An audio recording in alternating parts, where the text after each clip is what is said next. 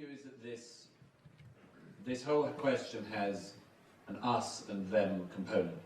People hate us and them arguments. It's very reductive, but every attempt to sum up things this complex is going to be reductive at some point.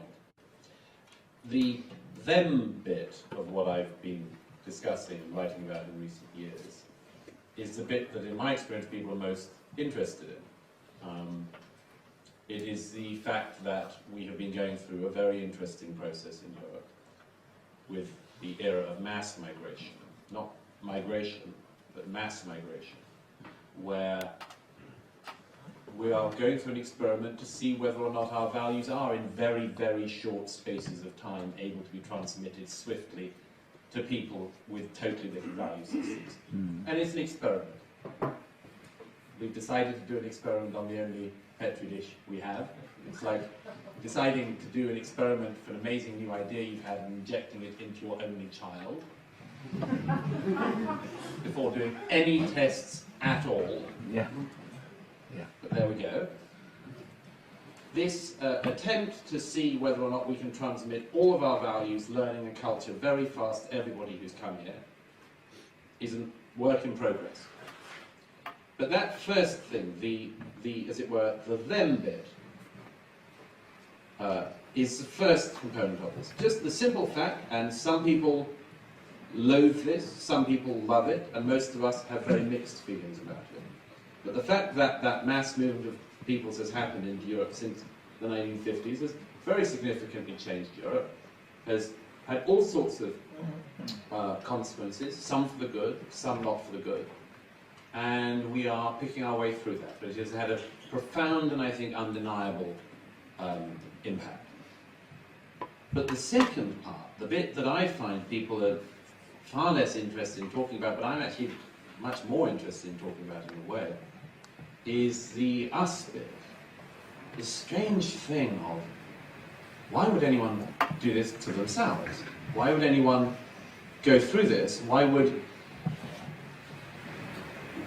What would cause you to do something which in historical terms is pretty unnatural, or at least uncommon, to very fundamentally change your society in this particular manner? Now, the us bit, I think, is particularly interesting because, again, we're in the middle of it. And there's no way of knowing how it turns out.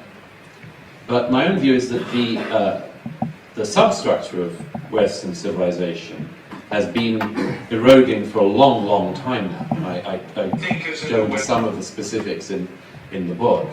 It's been happening in the realm of religion, very obviously. And again, you can like that or loathe it, but most of us have very mixed views about it, but I think it's undeniable, the slow withdrawing war. And it's been happening in the realm of culture and mind.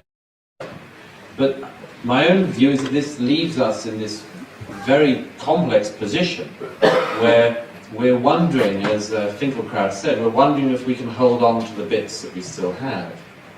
Now,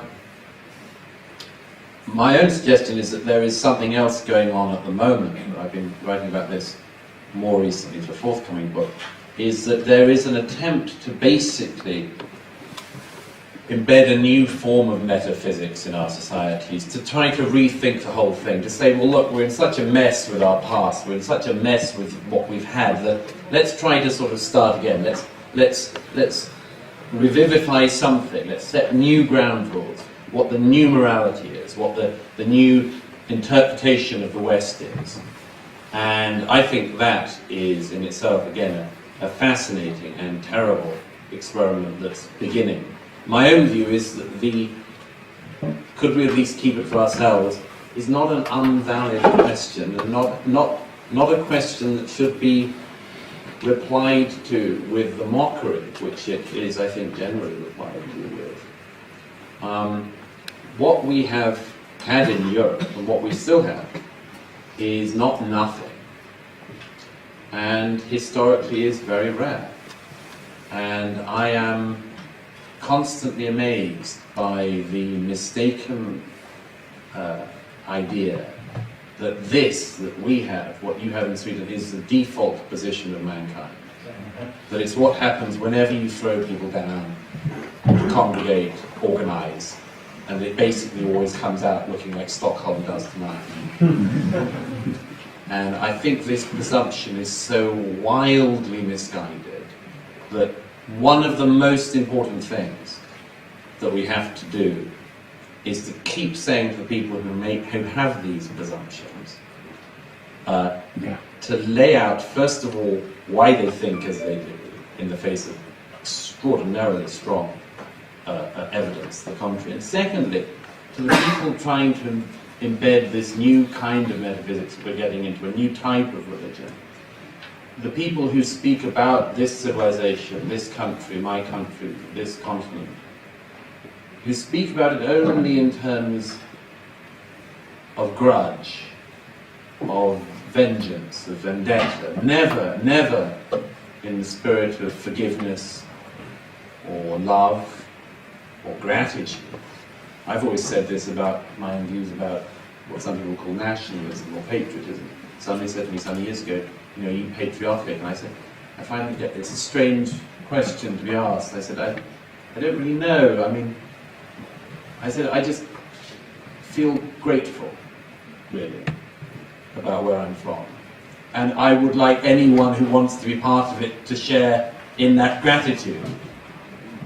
And I suppose that's one of the reasons why I'm so amazed that the other tone has become the normal tone. The thing of, I haven't been given enough. Other people have kept stuff from me. I'm of this minority, whether it's sexual, racial, whatever, and I'm owed something by somebody else. Powerful people are holding me down. If I could just squeeze them and then drink whatever it is that's produced when you squeeze them, we could all kind of come out exactly the same. Screw that. It's a hideous idea that's being pushed onto this, I think, particularly the younger generation on this. But as I say, it starts in some way with this fundamental thing of what is the attitude you have to the society and the culture which you're from? Is it, broadly speaking, one of this place has been a place of oppression, of racism, of sexism, of inequality, and on and on and on, compared to what?